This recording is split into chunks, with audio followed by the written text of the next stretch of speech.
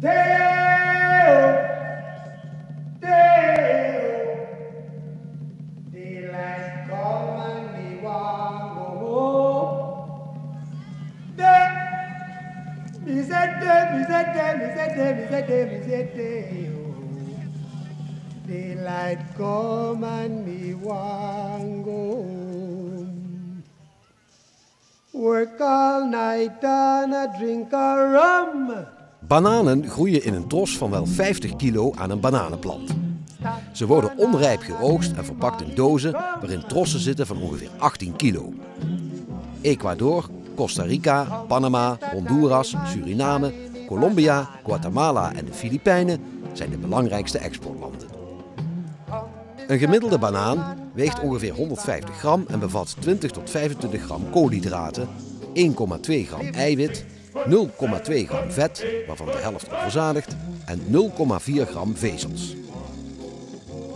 Bananen bevatten 3 natuurlijke suikers, te weten sucrose, fructose en glucose. Bananen zijn rijk aan ijzer en stimuleren hierdoor de productie van hemoglobine in het bloed.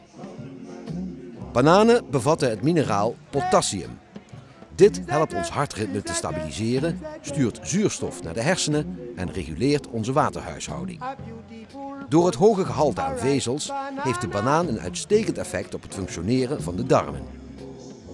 Bananen zijn rijk aan vitamine B en helpen daardoor de zenuwen te kalmeren.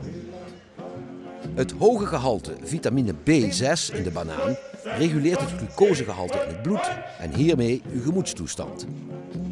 Het regelmatige eten van een banaan reduceert de kans op dood door een hartaanval met 40%.